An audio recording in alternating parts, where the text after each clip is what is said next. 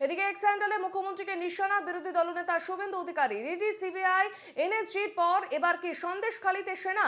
শাহজাহান শেখের মতো জঙ্গিকে আশ্রয় দিয়ে মুখ্যমন্ত্রী মমতা বন্দ্যোপাধ্যায় তার মুখ্যমন্ত্রী হওয়ার ন্যূনতম যোগ্যতা হারিয়েছেন, এমনটাই বলেছেন শুভেন্দু অধিকারী এবং রাজ্যের মুখ্যমন্ত্রী গ্রেপ্তারের দাবি করেছেন বিরোধী দলনেতা। গ্রেপ্তার করা উচিত এবং তৃণমূলকে জঙ্গি সংগঠন হিসেবে ঘোষণা করা উচিত। মমতা ব্যানার্জি পুলিশ মন্ত্রী এই অস্ত্রগুলো লুকিয়ে রাখার কাজ করেছেন। মমতা ব্যানার্জির গ্রেপ্তার দাবি করি। আর তৃণমূল কংগ্রেসকে সিমির মতো, হিজবুল মুজাহিদিনের মতো, আইএসআইএস এর মতো, পিএফআইর মতো জঙ্গি সংগঠন হিসেবে ঘোষণা করা উচিত। যে অস্ত্র পাওয়া গেছে এই অস্ত্রের সঙ্গে বিদেশি যোগাযোগ ছাড়া সম্ভব নয়। আমাদের সঙ্গে টেলিফোন লাইনে রয়েছেন তৃণমূল নেতা অরূপ চক্রবর্তী। অরূপ বাবু, শুভেন্দু অধিকারী রাজ্যের মুখ্যমন্ত্রীর গ্রেপ্তারের দাবি তুলেছেন। বাংলায় না ওই আগে রিয়েলিটি শো হতো, রিয়েলিটি শো এর আমার মনে আছে একজন বিখ্যাত অভিনেতা বিচারক হতেন, তার নাম পরাণ বন্দ্যোপাধ্যায়। তিনি প্রায় রিয়েলিটি শো এর ওই যারা প্রতিযোগী ছিলেন তাদের উদ্দেশ্যে একটা শব্দ বলতেন, একটা ডায়লগ বলতেন যে ভালো হয়েছে কিন্তু আরেকটু ভালো করতে হবে। এই গতকালকে নাটকটা দেখে আমার প্রথমে এই কথা মনে হয়েছিল যে ভালো হয়েছে কিন্তু আরেকটু ভালো করতে হবে। পুলওয়ামায় যখন আমাদের ৪৪ জন সেনা জওয়ান মারা গেল তখন এনএসজি যে রকেট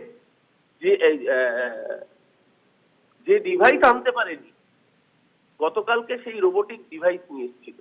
পুলওয়ামার সময় ওই ডিভাইস কি চা খেতে গেছিল? নরেন্দ্র মোদী যে স্টেশনে গুজরাটে চা বিক্রি করতেন বলে মিথ্যা কথা বলেছিলেন। গতকালকে সন্দেশখালীতে সন্দেশ খাওয়ানোর জন্য আনা হয়েছিল ওই ডিভাইসকে, ওই রোবোটিক ডিভাইসকে। কি পাওয়া গেল?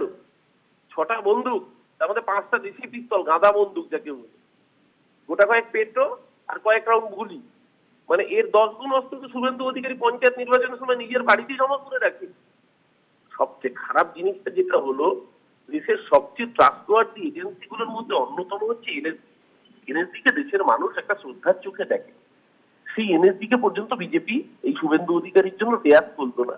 যে জায়গায় নাবিয়ান আজকে গোটা বাংলা চিৎকার করছে, হাসাহাসি করছে শুভেন্দু অধিকারীকে দেখে, এই জায়গায় নাবিয়ানকে দেশের শ্রেষ্ঠ এজেন্সি এনএসজি কে আজকে এনএসজি কে দিয়ে উদ্ধার করা হচ্ছে কি 6টা বন্দুক, যার মধ্যে 5টা গাঁদা বন্দুক এবং তার মধ্যে 2টো বোধহয় ব্রিটিশ আমলে ব্যবহৃত হতো।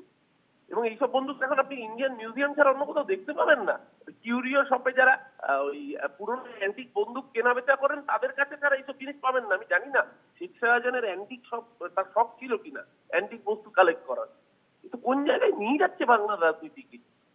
সারা ভারতবর্ষের বুকে বিজেপির নাম ডোবানোর জন্য শুভেন্দু একা যথেষ্ট। যেভাবে কাল সমস্ত মিডিয়াকে লেলিয়ে এনএসজি কে নামিয়ে দিয়ে আলটিমেটলি 6টা বন্দুক, তার মধ্যে 5টা গাদা বন্দুক, একটা নাকি মাউজার পিস্তল বেরোইছে, গোটা কয়েক গুলি আর কয়েক রাউন্ড পেটো।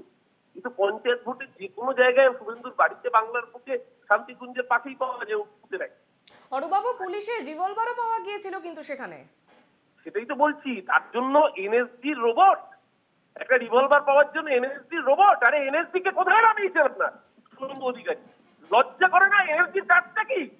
এনএসজির কাজ কি পেটো আর রিভলভার বের করা? এনএসজির কাজ ক্রস বর্ডার টেররিজম আটকানো, না বিজেপির চাকর বাকরগিরি করা এনএসজির কাজ?